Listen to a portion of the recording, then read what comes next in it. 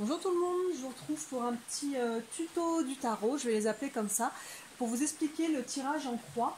C'est un tirage qui est vraiment très simple et surtout quand on débute avec le tarot. Moi c'est celui que j'utilisais il y a plus de 20 ans que ça, c'est avec celui-là que j'ai commencé, je le fais beaucoup moins aujourd'hui. Mais il est très simple, il est très clair, donc si vous débutez, vous pouvez commencer avec ce tirage-là. Alors très simplement, je vais faire avec vous, on va les faire retourner. Et au départ, la carte centrale, elle n'y est pas. Donc, je vais la mettre de côté pour le moment. Donc, ce tirage, pour moi, la carte qui est à gauche dans le tirage, c'est la carte qui représente ce qui va dans le sens de votre question. Vous voyez que les énergies qui sont avec vous, tout ce qui va vous aider pour réaliser le but de votre question. Vous voyez tout ce qui va dans le bon sens par rapport à votre question. La carte qui est en face, la carte qui est à droite, pour moi, c'est l'inverse. C'est tout ce qui va représenter un petit peu les blocages. Les énergies qui sont un petit peu qui vont à l'encontre en fait du résultat que vous attendez, et au-delà de ça les challenges du coup qu'il va falloir dépasser pour obtenir ce que vous voulez. La carte qui se place en haut, pour moi c'est une carte qui représente votre question.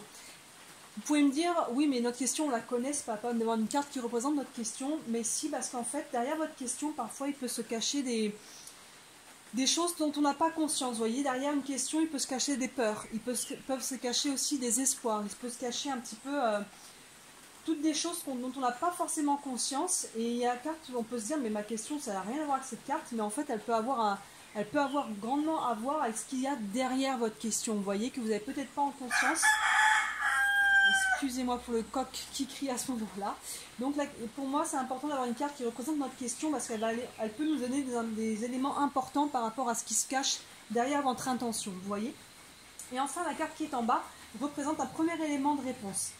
Et la carte qui va au centre va représenter un complément de résultat et on la tire en fait, vous voyez, avec le tarot en faisant la somme des cartes. Elles ont tout un numéro, vous voyez, là c'est 10, là j'ai 17, le 4, le 12, donc ensemble ça fait 43 et on réduit pour avoir un chiffre qui se trouve entre 1 et 22 et 43 ça fait 7. Donc on se retrouve avec la carte du chariot, la carte numéro 7 qui vient donner vraiment un complément de réponse et une couleur générale par rapport à votre tirage. Voilà, donc c'est un tirage qui est vraiment très simple. Ce qui va dans le sens de la question, à l'encontre, un résumé, si on peut dire, de votre question, le résultat et le complément de résultat. Quand on commence, pour moi, c'est un des tirages les plus simples, les plus basiques, mais ça nous permet déjà de nous familiariser avec les cartes, parce qu'après, entre elles peuvent aussi avoir des influences. Mais voilà, si vous débutez le tarot, le tirage en croix, c'est vraiment un des plus simples avec lequel commencer. Voilà, j'espère que ces petits tutos vous plaisent. Je vous en ferai sur d'autres types de tirages.